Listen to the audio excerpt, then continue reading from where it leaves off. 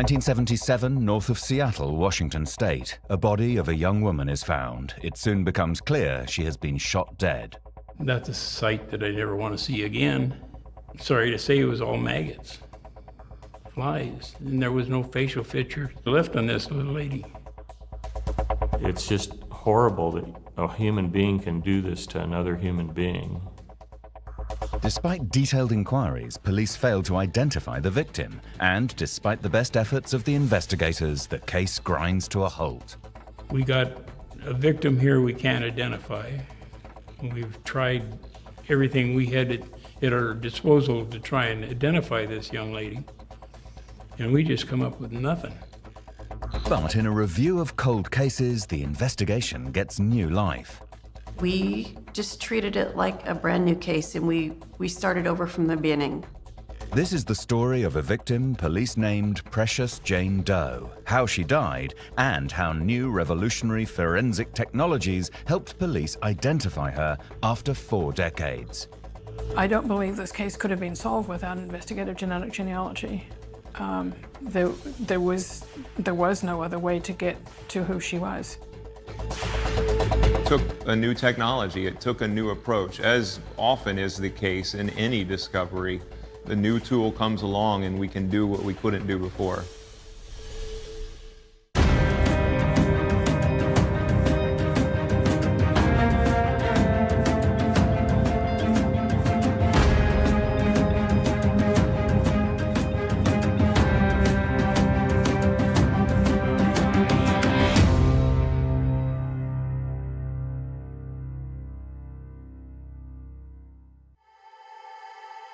It is a scorching hot day in mid-August 1977 when a group of locals in South Everett, Washington, come across the body of a young woman.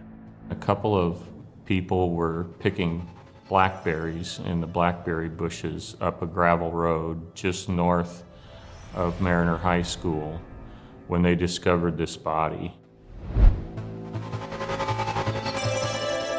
She was face down and she was decomposing because it was really hot that week. The girl was wearing pastel striped top with spaghetti straps and real short cut off blue jeans and Mr. Sneaker boys tennis shoes that were blue. They immediately report what they find to the police. Detective Ken Seedy, one of the first officers on the scene, finds the female victim face down. You could tell that this body was deceased at the time due to the flies and the markings, and the body was turning color. You could see that there was a large hole in the back of her head, and that was a telltale right there that she'd been deceased for a while. The detectives immediately swept the scene for what evidence they could find. Hey, we checked for empty casings, beer cans, beer bottles, anything we could find. Detectives find no solid evidence, but the local coroner is soon on the scene. The coroner is in charge of removing the body from the scene and taking custody of it for their examination and investigation. So when they rolled the body over, That's a sight that I never want to see again, because we were hoping we had some facial to look at and work at. But it was,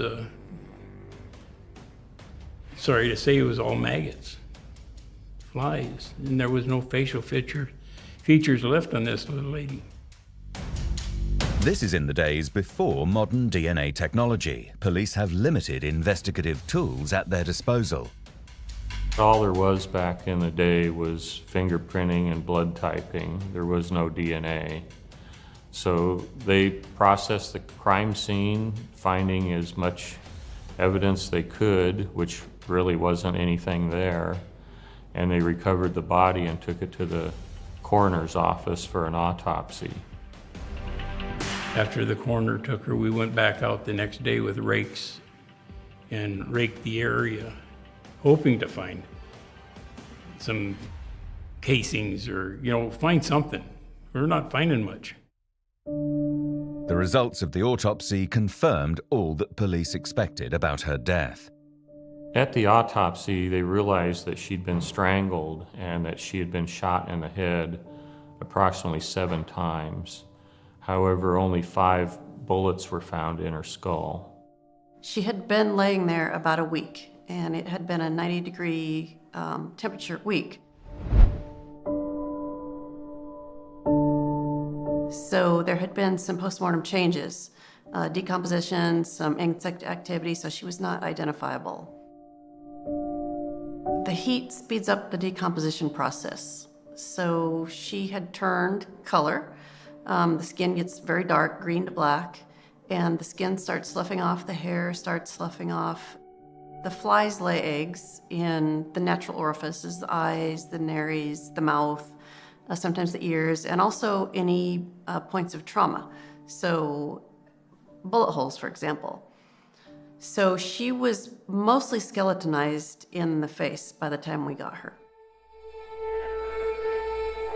The body was about 5'10" and 155 pounds and had what appeared to be dark hair that was short. It was determined that this person was probably, 25, 30 years old, with what we had to work with, that her teeth were immaculate, and that was put out nationwide. There was nothing with the body to help identify her. She was wearing a watch. She had a little plastic bag in her back pocket with a partial pack of cigarettes and 17 cents. Other than that, there was nothing that could give them a clue as to who she was. Despite door-to-door and media inquiries, police are unable to establish anything to help them identify the victim. You begin by going to the news media and try to find out if anyone saw this girl in the area. They found somebody that gave them a composite drawing that they made from the Smith & Wesson identikit. And they canvassed the area trying to see if anyone recognized who this girl could be and where she'd come from, and they didn't have any luck at all. Everett police are stumped. They have a body, a woman killed and dumped, but no clue to her identity. While the investigation is just beginning, detectives know they have a difficult task on their hands. We were lost. I mean, who in the heck did this, and how are we going to proceed? August 1977. In South Everett, Washington State, police are trying to identify a young woman whose body has been found shot to death. It looks like a calculated killing with multiple bullet wounds in her head. Despite door-to-door and media inquiries, investigators are seriously struggling to find out who she is. The public response is good, and detectives are soon following numerous leads. And they didn't have any luck with any of those leads. They got a tip that maybe she was a girl from Detroit, and they wrote a letter to the city of Detroit accompanying with the identikit composite, and it didn't lead to any identification. Normal forensic tools were proving inadequate. We had to send the fingerprints to the FBI because they were deteriorated so bad and come up negative. Couldn't identify the body at that time through fingerprints or missing people, and we were looking for a missing person is what we were looking for. Despite the best efforts of the investigating team, the case eventually goes cold. It is temporarily revived in 1988, 11 years after the murder, when police employ the services of Dr. Gary Bell. And when he looked at this body, he realized that the 2 upper front teeth were actually broken off and restored, which hadn't been noticed before back in the 70s when she was found. So this was a new piece of information that we publicized, but it didn't get us anywhere either. Then, out of the blue, comes a big break. I'm at the office, and I get a call from Detective Reed at the time from the Seattle Police Department. And he's asking me questions about, do you have a body and stuff like that? And he says, well, I got a young fellow in here that has described the scene pretty much like my scene. Detective Reed says, well, do you want to talk to this guy? I said, yeah, I want to talk to him. The police are introduced to the man who gave the information, along with the suspect, whose name is David Roth. He was kind of a friend of Roth at the time, and apparently David says, you know, what would you think of me if I killed somebody? And he wanted the informant to go with him to remove the body from where it was, and they were going to take it he was going to take it someplace else. Well, he didn't want to go out with him when he picked it up, so he says he doesn't want nothing to do with that. So he was dropped off at Roth's parents' place. He was gone for a while, and he'd come back, and there was other people in the house. David made the comment, "It's gone." But the police informant led them to David Roth, and they now suspect him as the man who killed the unknown woman in 1977. With the information that I got from my informant, we were able to do a search warrant on his car. We got a search warrant for the car and a search warrant for his abode where he lived with his mom. And we did the search warrant. So we impounded the car, and at this time, I mean, someplace along the line, we knew that the police department up in the east had impounded a rifle. And so we got a search warrant for the property room so we could get into our evidence. And it turned out it was a Marlin with so many twists and stuff like that. So it was determined it was a rifle that had the right characteristics as far as ballistics go. And then we did a search warrant. We impounded his car. We found his car and impounded the car and took that to the garage, where we went through it and tore it apart and found peacock feathers and 22 shells and 22 casings. And apparently he had got mad at himself or something. He shot his car up too. So we had bullet fragments in the car too. So now they were excited that they had a great lead of what happened to this girl and who did it. Police have the lead, they know who they are looking for, but they can't find David Roth. They put the word out they were looking for him. They knew that he had had an arrest for a drug charge, so they flagged the warrant in case he was ever picked up. They'd be notified. And everything kind of went by the wayside then. You know, okay, we can't find him. We don't have enough manpower to send out a fugitive squad like they got nowadays to track him down. But having given up on finding David Roth, investigators receive a call from law enforcement officers at Port Orchard, about 50 miles southwest of Everett. It was 2 years later, I got the phone call from Port Orchard. It says, we got David Roth in jail on your marijuana charge. Do you want him? He says, I don't know how, you know, he can bail out on that charge. I says, I'm on my way. Roth, by all accounts, is a force to be reckoned with. David was like 6'5" tall and had a violent history. So they made sure that they sent 2 officers over to get him. He's scary, put it that way. I was told by the informant that he's torn cupboards off the wall in the kitchen. He could bend a steel bar with bare hands and stuff like that. So we're well aware that he's kind of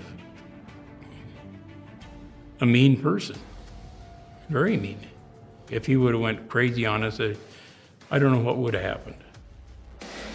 And they handcuffed him and put him in the back seat of the patrol car that had a screen in it, like a cage.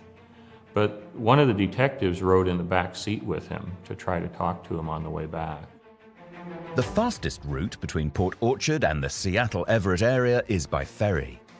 The ferry ride would take at least a half an hour. So they got him talking by giving him some cigarettes to smoke.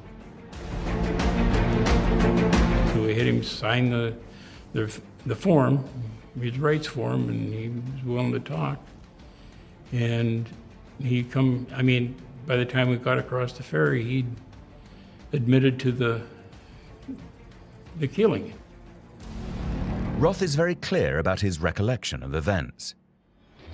David claimed that he had gone to Silver Lake to go swimming that day because it was in the upper 80s. And when he pulled in to the dock there, or the edge of the water where he was going to go swimming, he saw this girl walking down the street on the Bothell Everett Highway, and she was hitchhiking. So he thought, well, this looks like a better opportunity than going swimming. I'm going to go see if I can give her a ride.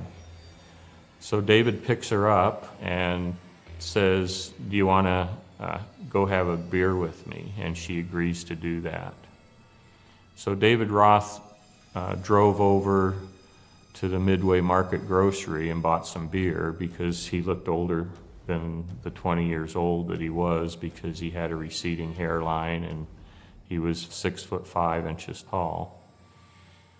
So he was able to buy some beer and take her down this gravel road that was in between the store and Mariner High School, and they drank some beer. He claims he tried to get her to have sex with him, and she said no, so that made him angry. And he went in the trunk of his car. He got a couple of peacock feathers and handed them to her to distract her while he grabbed a black bungee cord. And while she was sitting in the passenger side, he put the bungee cord around her neck and strangled her. Well, I guess one of them broke, so he had to get another one.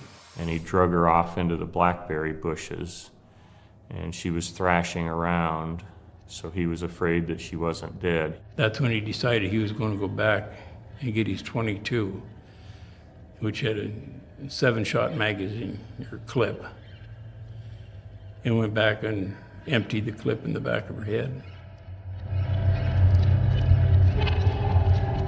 When you hear a confession like that, you're like pleased that you know that you're getting the goods on the guy, that you're going to be able to convict him. But it's also turning your stomach, because it's just horrible that a human being can do this to another human being. And we booked him into the Snohomish County Jail on the marijuana charge and first-degree murder. Given the fact that David Roth confessed to the murder, the prosecution has a straightforward task. When he went to trial, he got convicted of first-degree murder and was sentenced to life in prison. But after a few years, he started asking to be paroled. He was going to classes and taking anger management and all the different things that they teach you in prison to try to rehabilitate him. And after 26 years, they felt that it was safe to release him back out into society, so they did. It shocked me when, he actually got paroled. But if they say he's rehabilitated or whatever, they had to let him go. Roth is imprisoned and is eventually released, but that still didn't solve another significant police problem: the identity of his victim. We got a victim here we can't identify.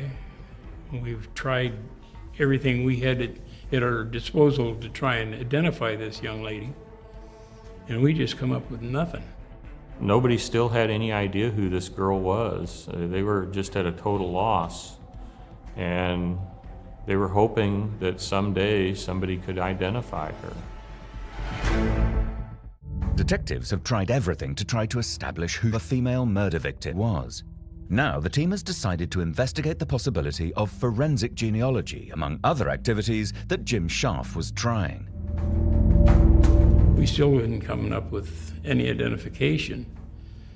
And then I got a call from Detective Scharf, and he says, I'm working this case and we're doing this and doing that, and I'm thinking, the stuff he's doing, we didn't even know anything about, all this genealogy and all that sort of stuff. Jim Scharf was also contacted by a non-profit organization of volunteers who were working with law enforcement to connect missing persons cases with John and Jane Doe cases. The network was interested in Cherry Greenman, a girl who was last seen in Waterville, Washington on September the 14th, 1976. They wonder if the South Everett murder victim could be Cherry. When I was contacted by the Doe Network to see if she was Cherry Greenman, I had a fingerprint examiner compare Cherry's fingerprints to see if it was her, and it wasn't. So at that point, I contacted the University of North Texas Health Science Center, and they were the agency in the country that was trying to identify bodies and compare them to missing persons' relatives that put DNA on file. So I contacted them, and they recommended that I get a long bone like a femur and send it to them, and they could try to get a profile that they could put into CODIS. So I contacted my supervisor and asked if we could exhume her body. Police management recommend moving the matter forward. When we exhumed her in 2008, we just treated it like a brand new case, and we started over from the beginning. We had the late Dr. Kathy Taylor come and do her forensic anthropology exam. And she told us that Precious Jane Doe was a Caucasian female. In 2008, we sent a femur to the University of North Texas, and they obtained an STR profile that was put in CODIS. And so her DNA ran in CODIS from 2008, but there were no hits. Initially, the investigators believed that this girl was probably 25 to 35 years old. So they had assumed that she was maybe around 30. When we exhumed the body, Dr. Kathy Taylor examined it and said, no, this girl is more likely 14 to 21. And she said that she believed that she was probably actually 15 to 19. I realized that, this was just a young girl. She was probably mixed up and just starting out in life and was trying to find herself. And to me, a girl that was in that situation, that was strong enough to tell somebody no when they were asking for sex, to me that was remarkable, and I thought she was just precious for being able to do that. So I named her Precious Jane Doe. The unknown victim has now been renamed Precious Jane Doe. At the same time that Dr. Taylor did her examination, we had a forensic artist, Natalie Murray, come and do a new facial reconstruction of Precious Jane Doe. Because just like other science, there are advancements and studies in forensic drawing. So we thought it couldn't hurt to get a new updated forensic drawing. So Natalie Murray did that for us. The sketch garners a lot of reaction from the public, and police are able to rule a number of possibilities out. Do they have dental records on file that we can compare? Do they have DNA on file? Do they have fingerprints? So it's just a slow process of looking at each person and either ruling them in or ruling them out, or saying we need more information to rule this person in or out. With no results from the revised sketch or other parallel inquiries, police now turn to a new groundbreaking forensic tool.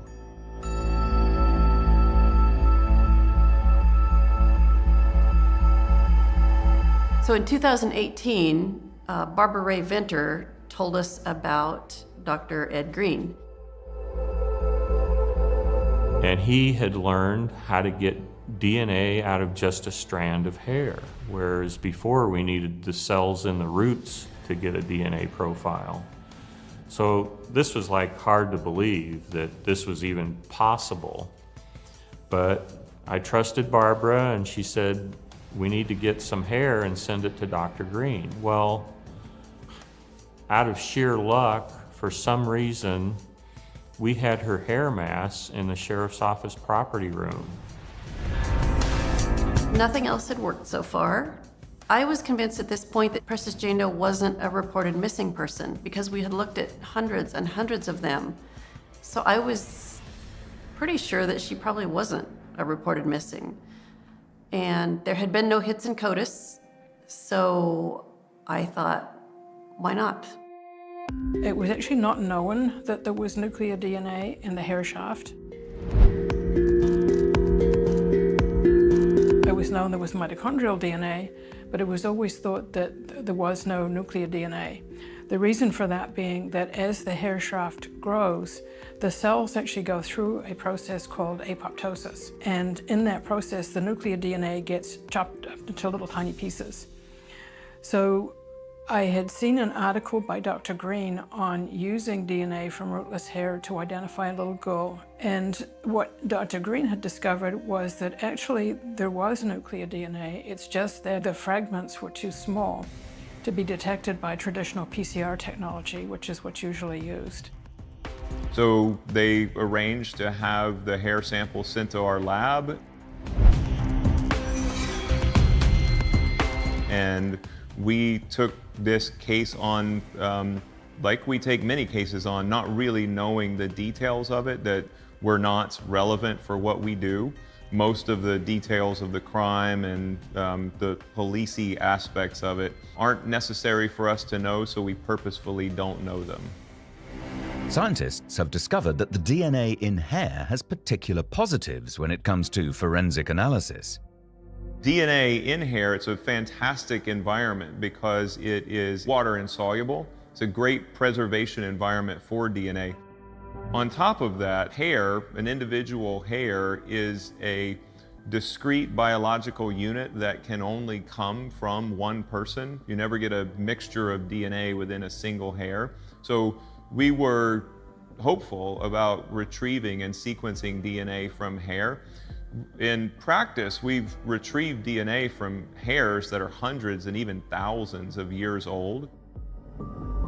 So he actually uses a process called whole genome sequencing to basically put the genome back together again. And then from there, what he has to do is he has to then run an algorithm which then identifies the SNPs that would be on a chip if he was doing a SNP array.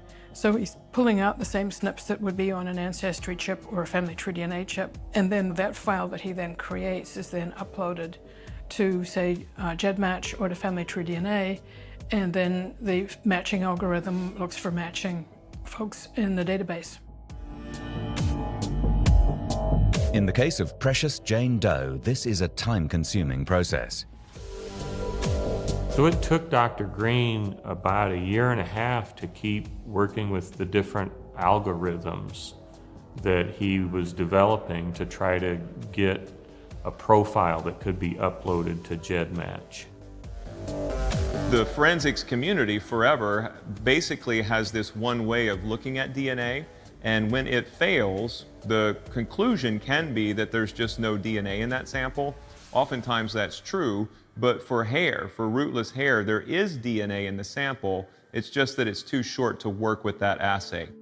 When we first ran the file that we got from Dr. Green for Precious Jane Doe, we didn't get particularly good matches. And so we tried to work with them, and part of it is you don't know whether it's the file because you're starting off with a very unusual file, namely hair, or what the problem is. Maybe we just didn't have people from her family who'd done DNA testing, and so we weren't finding very much. So we did build out some trees, however. I think we went through like 3 or 4 different files. So sort of like we did when we were first working on this technique, we went through trying to optimize the files that we were getting. One of them might be preferentially binding to files that had been uploaded from people who were tested at 23andMe instead of Ancestry. And if you're seeing way more 23andMe matches than Ancestry matches, that makes you question it because the biggest database is Ancestry. So then we'd go back and rerun the file. And so then we got a new file from Dr. Green, and we had identified some potential most recent common ancestors, and this is an important step in doing investigative genetic genealogy, because what you know is that when you've identified some common ancestors, so let's say we've got people who are matching as second cousins, and then our unknown person also matches as a second cousin. So we've got 3 people matching each other and all matching as second cousins. We know that there is a common set of great-grandparents.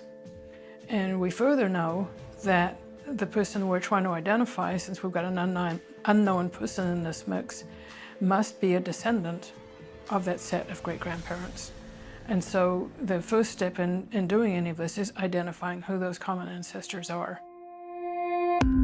Barbara kept in touch with me at that point and said, hey, you know, we've got a profile now that we've uploaded that tells us that this is probably a great-great-granddaughter to a woman named Rachel Elder. The scientists have a name, but will this identification take them further? Would they, through this bloodline detective work, be able to identify who Precious Jane Doe is? 2020 in Sonoma County, Washington State. Police are getting closer to finding out the name of the woman who they knew had been murdered by a man named David Roth in August 1977. Numerous false starts had finally taken them to revolutionary forensic technology developed by Dr. Ed Green, a scientist of ancient DNA and paleogenomics. This new technique, previously believed to be impossible, enables DNA-based forensics from rootless hair and other difficult sources. Dr. Green's material was turned over to Dr. Barbara Ray Venter, and she has spent over a year on the project. We often don't have enough raw data at the specific positions that we want to know to accurately call all of those positions to make a genotype file that's good enough for Barbara to do her stuff. So instead, we rely on data which is available, complete genome sequence from thousands of people around the world. The piece that was really helpful in solving the case was that there were 2 women who were sisters who had tested. So one of the sisters had tested at both 23andMe and at Ancestry, and she had uploaded a file from both of those. And then her sister had only tested at Ancestry, and she'd only uploaded that file. And what we saw was that the 23andMe kit was matching at a lot higher level than the 2 kits from Ancestry.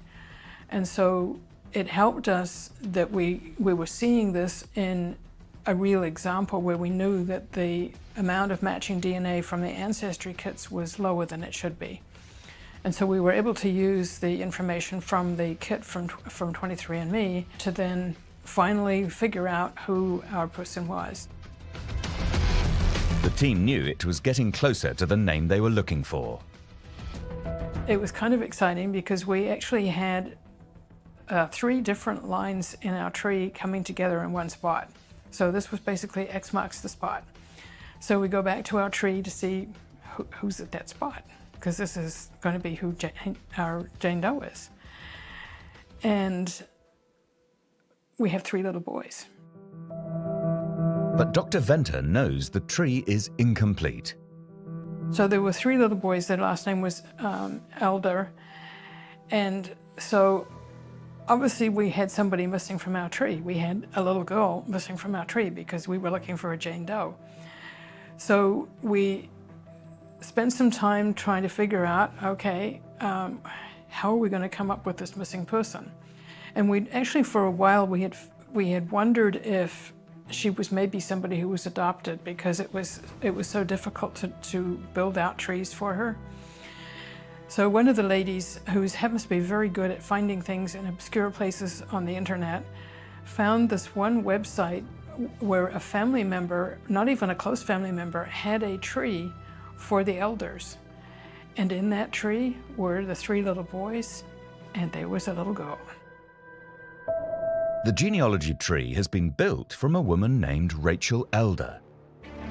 It was about April of 2020 that Barbara told me that she thought that this was going to be a great-great-granddaughter of Rachel Elder.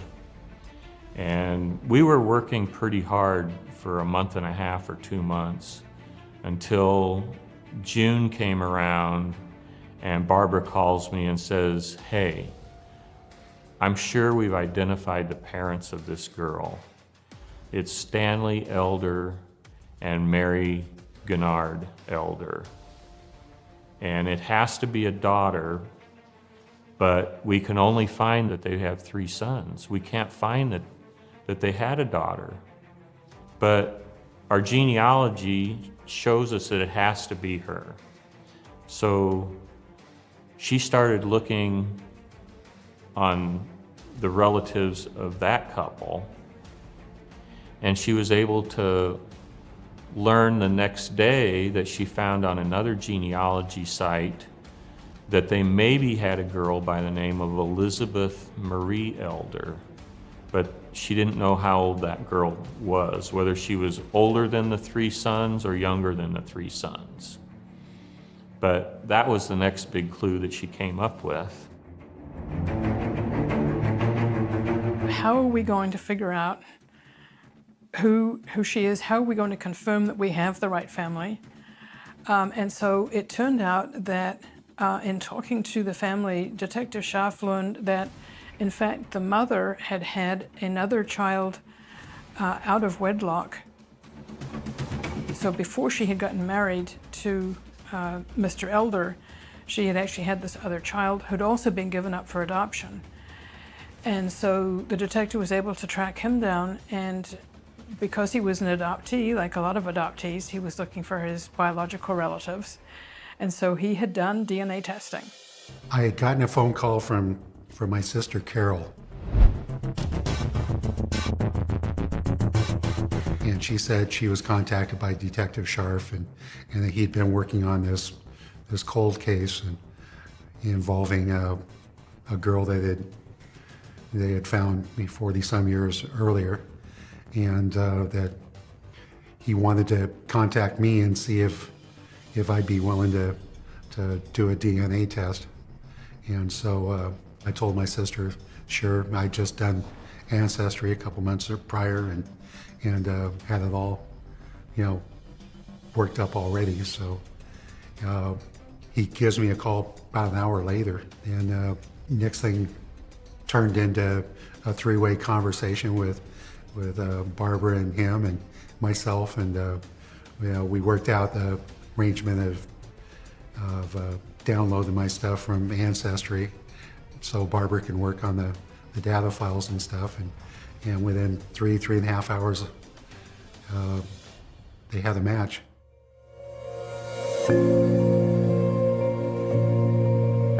So immediately I called Carol and I told her the whole story, and she says, "Well, my mom told me that she had a daughter named Elizabeth that she gave up for adoption, and I was always hoping to meet that girl." I told her that I was sorry that if this is that girl, that she was a murder victim in 1977. There were a lot of emotions that had been ignored for so long, and it's still taking time to let those out. I mean, my brother and I, we talk, but we don't always talk about this particular situation and how we feel about it. And the reason for that is it's very surreal. We didn't know her, and we both feel very robbed about the possibilities that will never exist. Detective Scharf now traces records in Oregon in the northwest of the United States. He is able to establish the exact names of Elizabeth and her siblings. From the state of Oregon vital records, he is able to find out who her father is. Detective Scharf now has to deliver the news to Elizabeth's biological father that his daughter is dead. Initially, it was like it didn't register to him. So by me explaining a little bit more to him, he finally said, "Oh yeah, it's been like 43 years ago that she ran away from home." He told me how the school that she went to was kind of rough and that she'd had problems in school. and she was maybe hanging around with some people that they didn't really approve of. And one night they found a little baggie with some marijuana in their yard, and they asked her about it. And she ended up going out with some friends that night and just not coming home. So he went down to the Roseburg Police Department the next day and reported her as a runaway. They took a report, which they no longer had, and for some reason, they inadvertently took her out of missing status the same day they entered her, which was July 25th, 1977. Nobody has any explanation for how that could have happened or why. This bothered me for 20 years while I was with the sheriff's office, basically. And after that, after I retired, Jim was keeping me up to date on what was going on. And he felt good about it. I mean, the things that he did wasn't at our disposal when I was in the sheriff's office. Anytime that I have a case that I'm trying to solve, I get focused on it. And even though I get distracted with other cases, I always come back and try to pick up where I left off and keep moving the case forward until it's resolved. This is a case that it took me 12 years to resolve, but I had so much help all along the way from everyone that heard the story wanted to help us figure out who she was. Police finally have an identity of a murder victim killed over 4 decades ago. But this would never have happened if it wasn't for investigative genetic genealogy and the work of the Bloodline Detectives. It took a new technology, it took a new approach. As often is the case in any discovery, a new tool comes along and we can do what we couldn't do before. We have an amazing human strength inside of us to push forward, to find answers. And this genealogy is something that allows us to get the answers that we couldn't get in any other way. I don't believe this case could have been solved without investigative genetic genealogy. There was no other way to get to who she was. We're solving cases that basically are unsolvable by other means.